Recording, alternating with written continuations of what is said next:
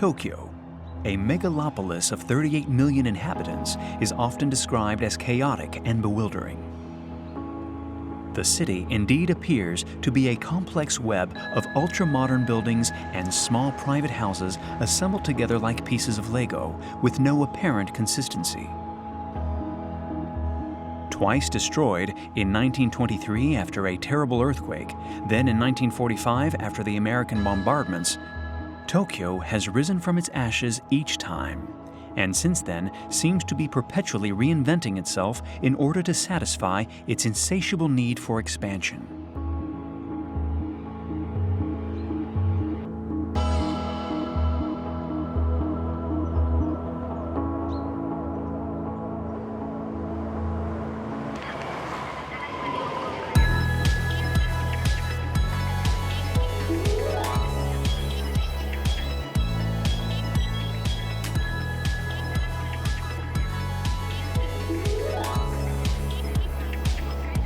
With its 13,500 inhabitants per square meter, Tokyo is one of the most densely populated cities in the world. Lack of space is a permanent problem. To deal with this, the city landscape has undergone a new transformation with the appearance of microhomes. These ultra-small houses that rival one another in innovative design are popping up on the slightest available plot of land, however small. It's these microhomes that offer an alternative way of living in the city that I've come here to discover. In the heart of the Shibuya district, one of the busiest in Tokyo, stands a surprising house, nestled between a car park and a building. It's that of Satoshi and his family.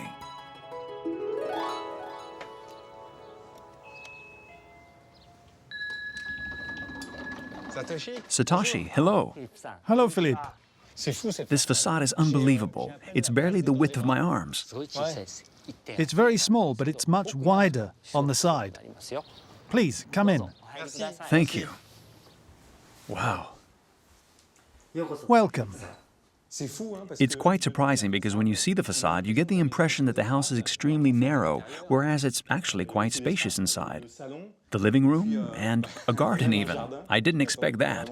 It's very small, but in addition to this floor, there's also a basement and an upper floor. The place I'm most proud of is the bathroom upstairs. Thank you.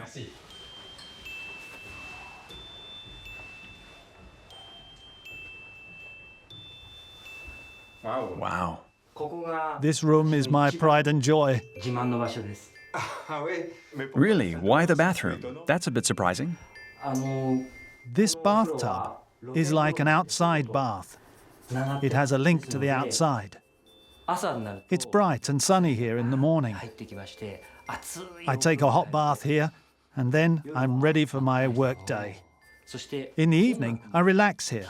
I can listen to music, birds singing, the murmur of a river, and I forget everything else. It's a wonderful place.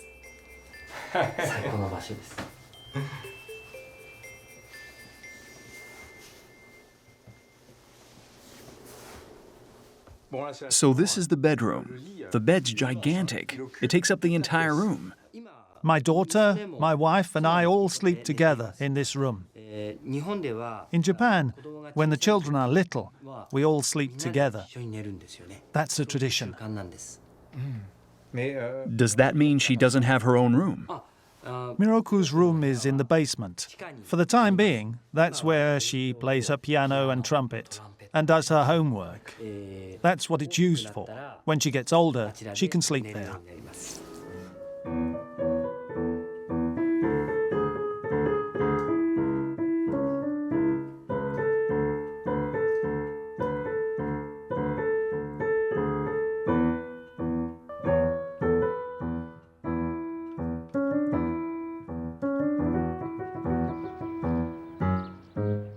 I'm amazed by the shape of your house.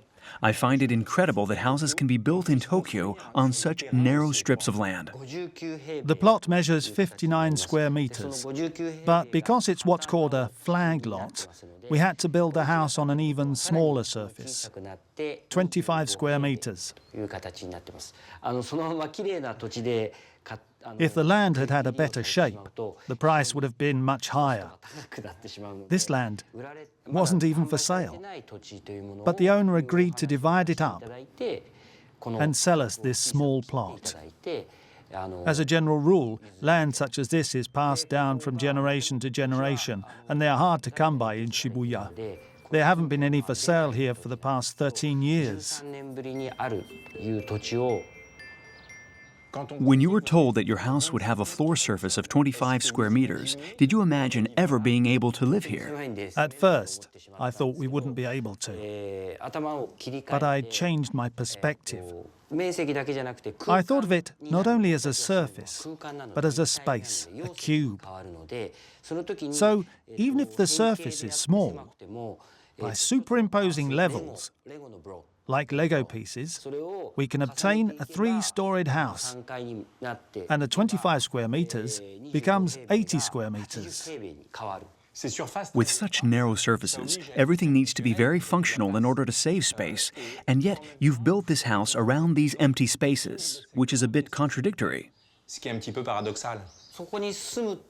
For us, the house wasn't just somewhere to eat and sleep. Our idea was to combine beauty and functionality in order to fully enjoy life here.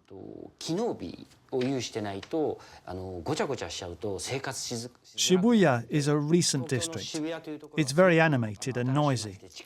It can be a bit stressful in certain areas, but then you come back here and it's peaceful. You can relax. We've managed to combine these two aspects, and for me, that's priceless.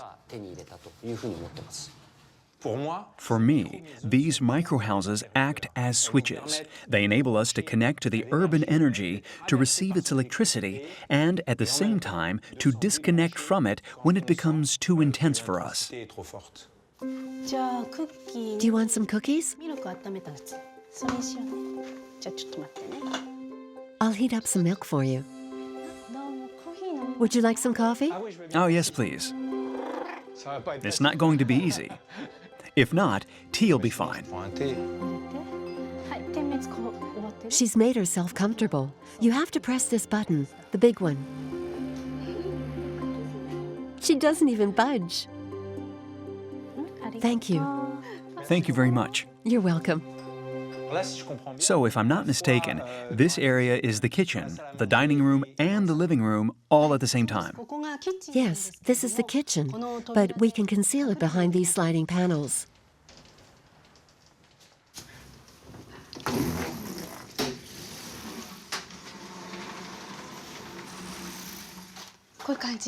They hide the kitchen. That's very practical. So when do you decide to open or close the panels? When I have guests and the kitchen is a bit messy, I close the panels and you can't see anything.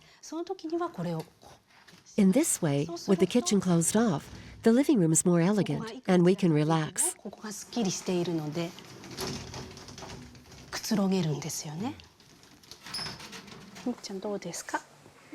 How's it going? That's right.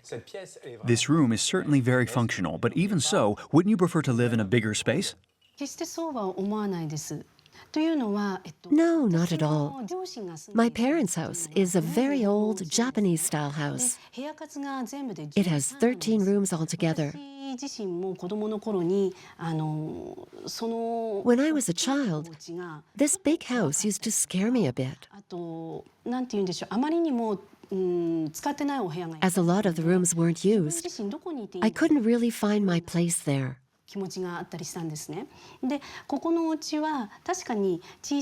Our house is certainly much smaller, but each room serves a function. Also, here, I'm surrounded by objects that are dear to me.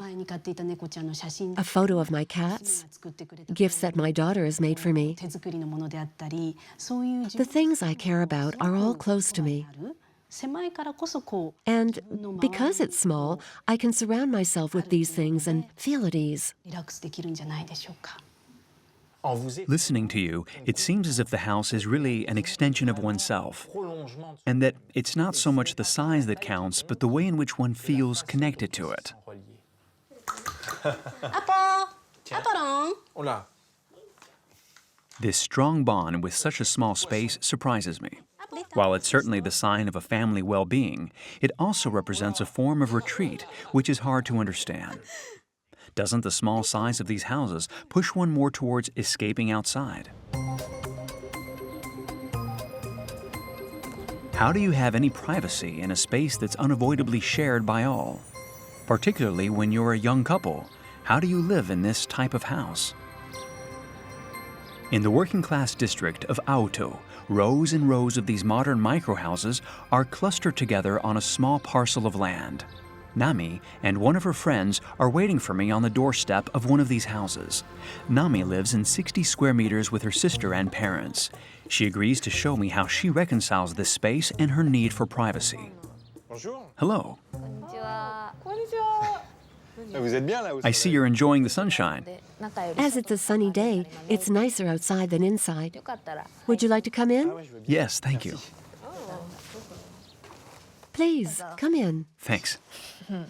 Shall we go up? On y va. Yes. This is the ground floor, and this is the first floor. That's the kitchen. My bedroom's up here.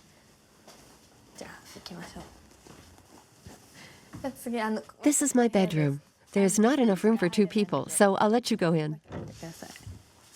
Waouh. Wow. It's tiny. It's small, but I only use it as a place to sleep. When I'm at home, I'm usually in the living room, so it's no problem.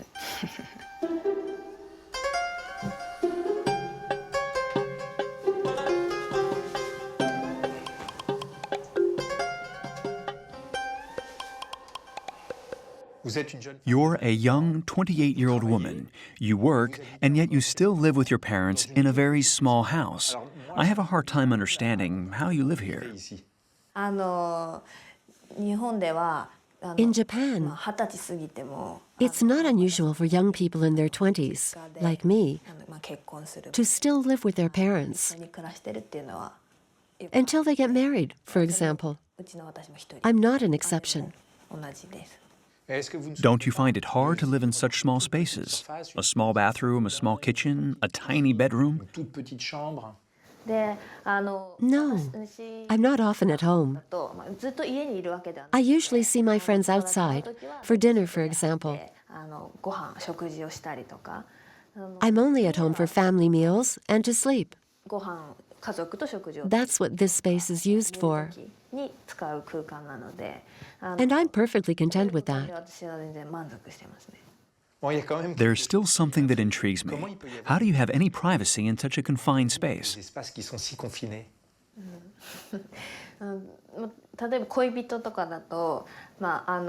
Well, you see your boyfriend outside rather than at home.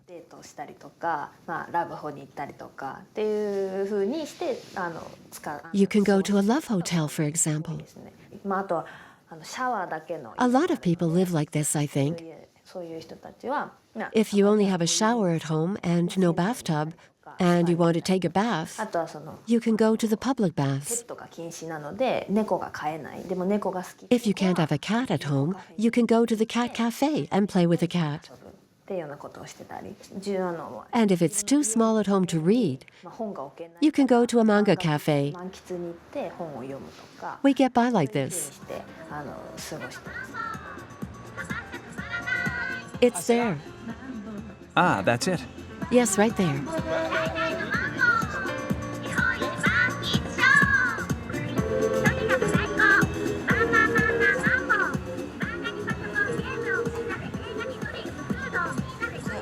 These are mangas for girls, and those are for boys. So these are for girls, and those mangas are for boys.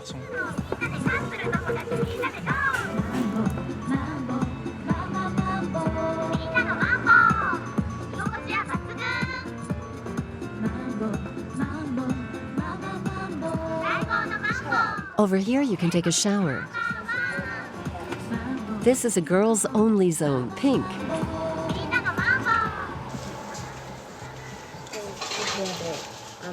Here you can read, go on the internet. If you miss the last subway, you can also sleep here, freshen up, or take a shower. Well, I'm going to read my manga now. Okay, bye.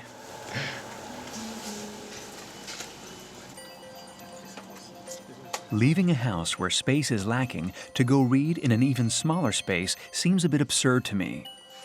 But for €3 an hour, these manga cafes are crowded day and night and prove that the existence of these micro-houses is only possible because the city has been conceived as an extension of the home. The two are interdependent. One doesn't exist without the other. All the shops and services are in close proximity to the home. They're like an extension of it. The public squares act as the house's garden. The numerous restaurants replace the dining rooms, and the vending machines on every street corner are an annex of the refrigerator.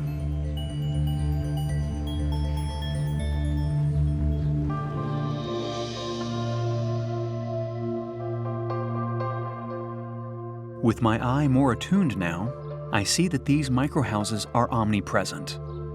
Faced with an urban scale of gigantic proportions and often uniform-style buildings, these tiny architectural objects manage to reintroduce a human dimension to the city.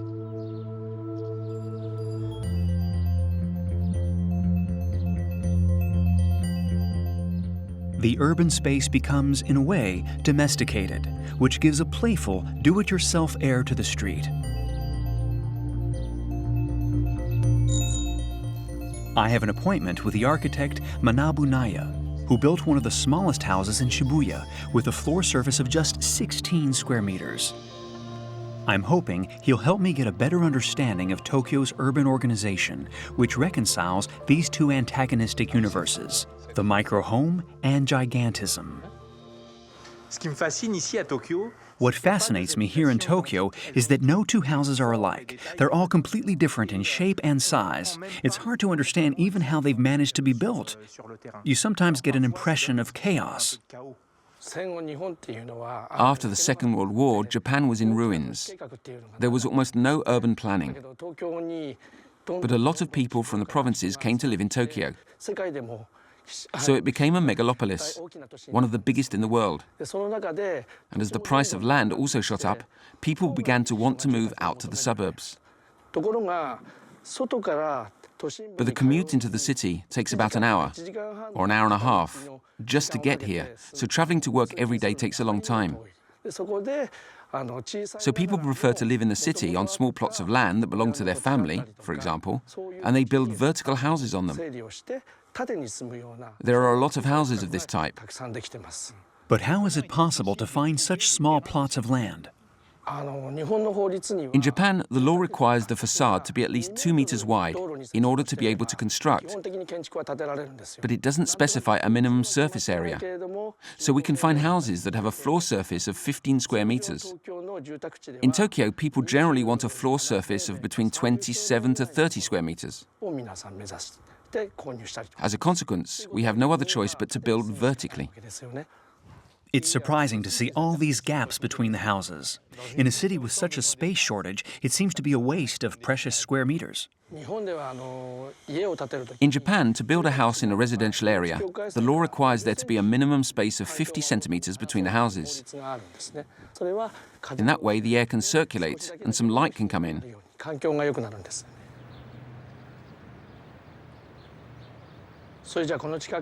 Let's go and see the house that I built here. That one. Yes. Wow. It has 3 stories. Yes, there are 3 windows. I really wouldn't have thought it was possible to build on such a small surface. The first time I came here to meet my client, I walked straight past it without noticing it. I turned back, and when I saw it, I was very surprised. It was so small I burst out laughing. Shall we go in? Yes.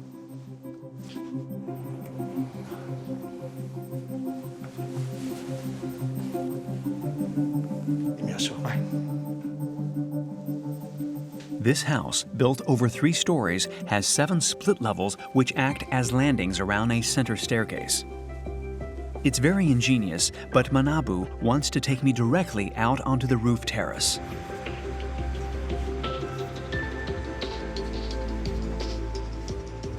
Waouh, Wow, it's amazing, c'est incroyable. Incroyable. incredible.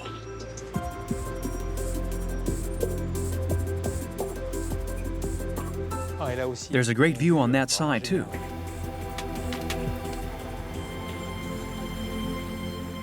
Ce qui est très étonnant. What's surprising out on this terrace is that you realize just how small the buildable area is, whereas when you're inside the house, you completely forget it.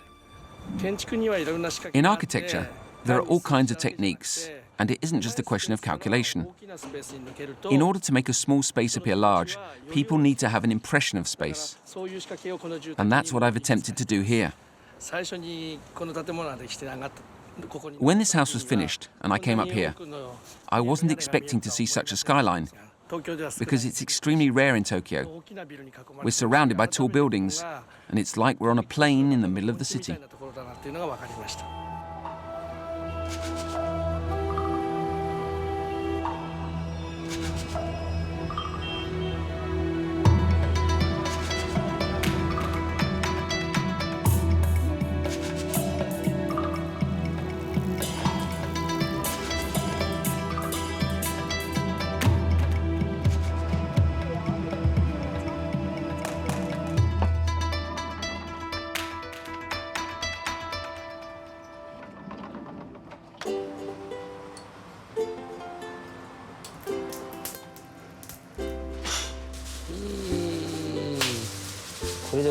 We can start cooking.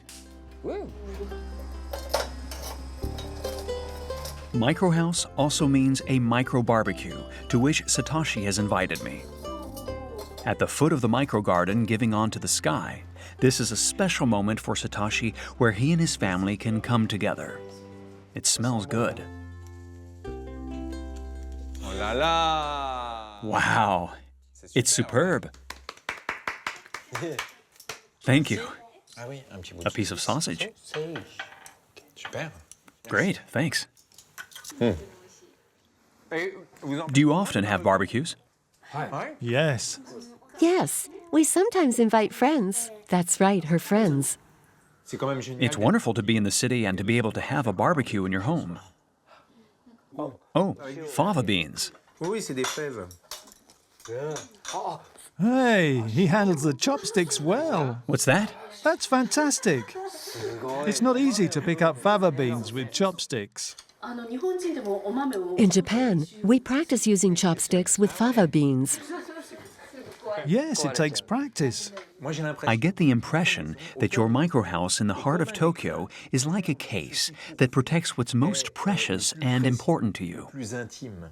Plus intime. That's right. I wanted to create a space where my family could come together. In Japan, we have a saying that expresses this idea. Hare to ke.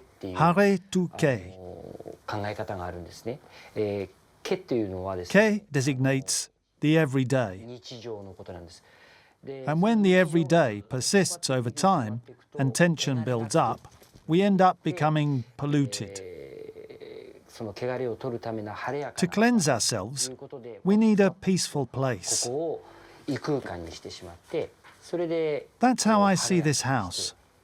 A peaceful place where we can feel relaxed and comfortable. A place where we're happy. That's the spirit of this house. 1, 2, 3, campagne.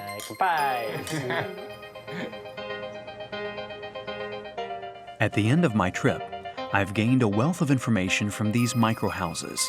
Faced with a shortage of space in one of the world's biggest cities, they offer an interesting alternative between collective and private housing.